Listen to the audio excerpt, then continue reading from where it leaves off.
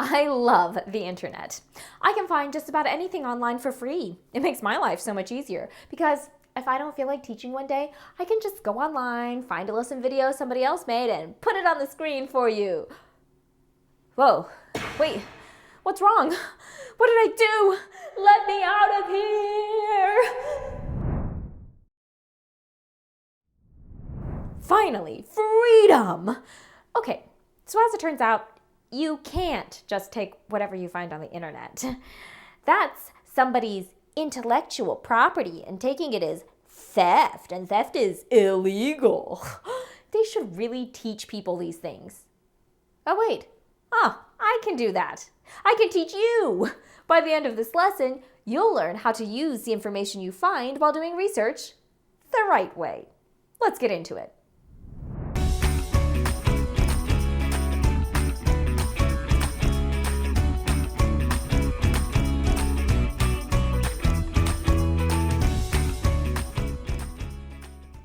First things first, what counts as intellectual property? Intellectual property is basically any work that is the result of somebody's creativity. Movies, books, games, songs, poems, art, inventions, anything. That includes anything you have created before. School projects, videos you've posted on social media, crafts you do as a hobby, anything. If it existed in your mind before it existed anywhere else, then it's your intellectual property. Everything you find in the real world or online was made by somebody from their own ideas. It's all somebody's intellectual property, and most of it is protected by copyright. Copyright is the legal right a creator has to decide how their own work is used or who they want to share it with. Copyright exists to protect intellectual property from being stolen. A copyright guarantees that the only person allowed to sell or distribute a work is its creator. If anybody else wants to use it, they have to get permission. But don't worry, you won't have to get permission every time you find something while researching that you would like to use. Some content is in the public domain, meaning it belongs to the public and is not protected by any copyright. Anybody can take and use content that's in the public domain. Then there's something called fair use. These are exceptions that allow you to use copyrighted works under certain conditions without permission. For a potential copyright violation or infringement to be allowed as a fair use, there are a few rules you'll have to follow. First, fair use is transformative, meaning the pieces you are taking from the copyrighted work have to be used to make something brand new, not just a copy of the original. Research and other educational purposes are considered transformative because they combine others' works with your own brilliant ideas to produce a brand new creation, your research project. Next, remember fair use sticks to the facts. Facts are generally seen as belonging in the public domain. So as long as the information you research is factual, it will probably be seen as fair use, no matter where you got the information from. But fictional material belongs solely to the creator. Instead of using somebody else's characters, settings, and events, come up with your own. That's why we can't use an image of a certain well-known copyrighted fairy in our videos. But we can make up our own fairy who has her own non-copyrighted adventures. Next, and this is important, fair use is made of a small amount. Don't use the entirety of somebody else's work, only a tiny portion. For instance, if you use somebody else's book, only use a short quote, not the whole thing. This also applies to movies, songs, and any other intellectual property. The more of a copyrighted work you use in your own work, the more likely it will be considered theft, not fair use. Finally, fair use doesn't take money away from the creator, regardless of whether you make money or not. If your content gives people a reason to not pay the original creator for their content, it won't be seen as fair use. You could even be sued for the money they lost.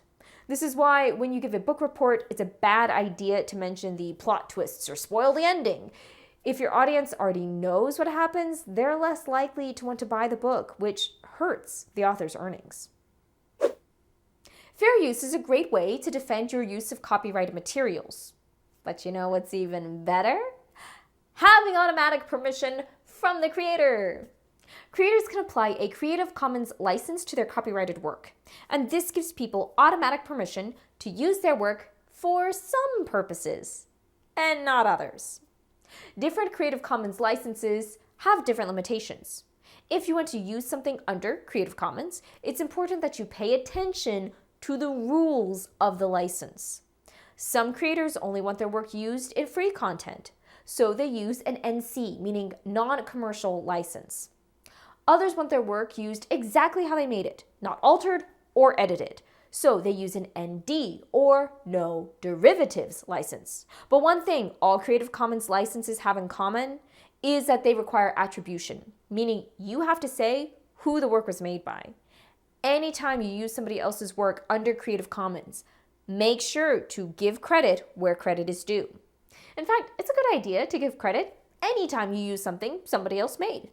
Even if all you took was ideas, you should cite the sources of those ideas within your work. Citing sources is actually pretty easy. You gather a few pieces of information, the author's name, the title of the work, when it was published, things like that. Then anytime you use something from that source, you'll just plop that information after it. And voila! Now anybody who experiences your work will also know where your ideas came from. There are dozens of citation styles out there that all require different information written in different ways. It can get really confusing. Luckily, you'll only ever use one style at a time. When you're required to use a specific style in school or at a new job, you'll be told which style to use, and they'll probably be willing to train you in how to use that particular style. For now, what matters is that you're remembering to cite your sources, even if you're not doing it the proper way. For some practice with citing sources, check out the Cite Right section in the lesson PDF. Now, I know that there are a lot of rules to remember, and citing your sources sounds like a ton of work. You might even be planning to ignore this lesson entirely. So I think now might be a good time to inform you that if you don't respect other people's intellectual property, don't use copyrighted work fairly, and don't cite the sources of your information, you could face heavy fines or even be sent to prison. Yeah, it's that serious. Using somebody else's ideas and passing them off as your own without citing the original creator is called plagiarism. Plagiarism isn't technically illegal in most countries, but it is taken very seriously in situations where coming up with your own ideas is important. If you're caught plagiarizing somebody else's work, you open yourself up to lawsuits and hefty fines. You can be kicked out of school, and you could even ruin your chances at future jobs. If all it takes to avoid these consequences is citing your sources, it would be silly not to do just that. Citing your sources goes a long way to avoiding plagiarism, but there are a couple of other things you should do as well. First, always try to paraphrase or summarize other creators' ideas. This way, what's included in your work isn't just a copy of somebody else's ideas, but rather a combination of their ideas and your own. If you do need to directly copy somebody's words, make sure to put quotation marks around them to show that they aren't your words. And give the original creator credit by mentioning their name or the name of their work.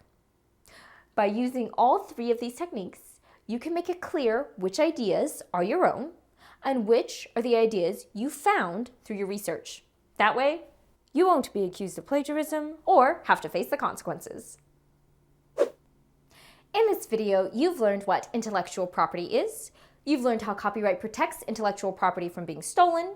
You've learned how fair use and Creative Commons can allow you to use copyrighted works in your research projects. And you learned how to avoid plagiarism, including how to cite your sources. Now you're ready to perform your own internet research from beginning to end. In the wrap-up PDF for this unit, you'll find several ideas for research projects that you can use to practice finding, evaluating, and using information sources on the internet. Once you think you've mastered internet research, you can take the wrap-up assessment.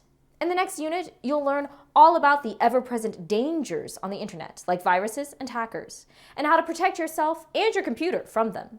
Until then, remember, your brain is the smartest computer you'll ever have, so keep it charged and never stop updating it. See you next time. Hey, hey.